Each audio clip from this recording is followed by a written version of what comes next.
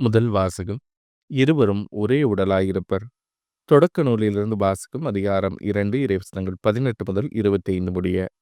அந்நாள்களில் ஆண்டவராகிய கடவுள், மனிதன் தனிமையாக இருப்பது நல்லதென்று அவனுக்கு தகுந்த துணையை உருவாக்குவேன் என்றார்.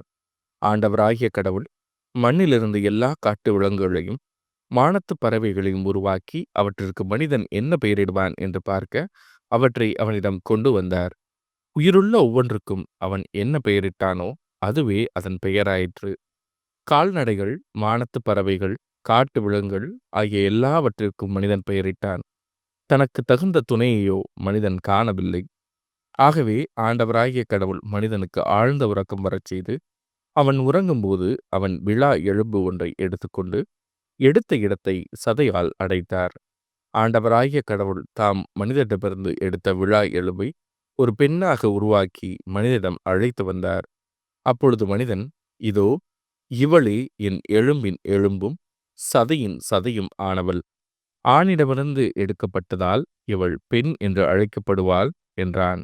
இதனால் கணவன் தன் தாய் தந்தையை விட்டுவிட்டு தன் மனைவியுடன் ஒன்றித்திருப்பான். இருவரும் ஒரே உடலாயிருப்பர். மனிதன் அவன் மனைவி ஆகிய இருவரும் ஆடையின்றி இருந்தனர். ஆனால் அவர்கள் வெட்கப்படவில்லை.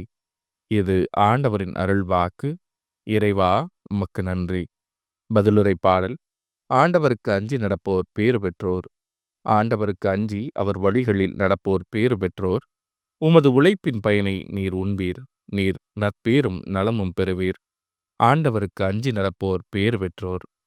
உம் இல்லத்தில் உம் துணைவியார் கனிதரும் திராட்சை கொடி போல் இருப்பார். உண்ணும் இடத்தில் உம் பிள்ளைகள் ஒளிவ கன்றுகளைப் போல் உம்மை சூழ்ந்திருப்பர். ஆண்டவருக்கு அஞ்சி நடப்போர் பேறு பெற்றோர். ஆண்டவருக்கு அஞ்சி நடக்கும் ஆடவர் இத்தகைய ஆசி பெற்றவராயிருப்பார். ஆண்டவர் சியோனிலிருந்து உமக்கு ஆசி வழங்குவாராக. உம் வாழ்நாளெல்லாம் நீர் எருசலேமின் நல்வாழ்வை காணும்படி செய்வாராக. ஆண்டவருக்கு அஞ்சி நடப்போர் பேறு பெற்றோர். நற்செய்தி வாசகம். சிறு பிள்ளைகள் சிந்தும் சிறு துண்டுகளை நாய்க்குட்டிகள் தின்னுமே. மார்க் எழுதிய தூய நற்செய்தியிலிருந்து வாசகம். அதிகாரம் 7 இறைவசனங்கள் 24 முதல் 30 முடிய.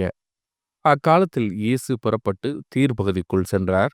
அங்கே அவர் ஒரு வீட்டிற்குள் போனார். தாம் அங்கிருப்பது எவருக்கும் தெரியாதிருக்க வேண்டுமென்று விரும்பியும் அதை மறைக்க இயலவில்லை. உடனே பெண் ஒருவர் அவரை பற்றி கேள்விப்பட்டு உள்ளே வந்து அவர் காலில் விழுந்தார். அவருடைய மகளை தீய ஆவி பிடித்திருந்தது. அவர் ஒரு கிரேக்க பெண், சிறிய பினிசிய இனத்தைச் சேர்ந்தவர். அவர் தம் மகளிடமிருந்து பேயை ஊட்டி விடுமாறு அவரை வேண்டினார். இயேசு அவரை பார்த்து, முதலில் பிள்ளைகள் வயிறார உண்ணட்டும். பிள்ளைகளுக்குரிய உணவை எடுத்து நாய்க்குட்டிகளுக்கு போடுவது முறையல்ல என்றார். அதற்கு அப்பெண், ஆமையா, ஆனாலும் மேசையின் கீழ் இருக்கும் நாய்க்குட்டிகள் சிறு பிள்ளைகள் சிந்தும் சிறு துண்டுகளை தின்னுமே என்று பதிலளித்தார். அப்பொழுது இயேசு அவரிடம், நீர் இப்படிச் சொன்னதால் போகலாம். பேய் உம் மகளை விட்டு நீங்கிற்று என்றார்.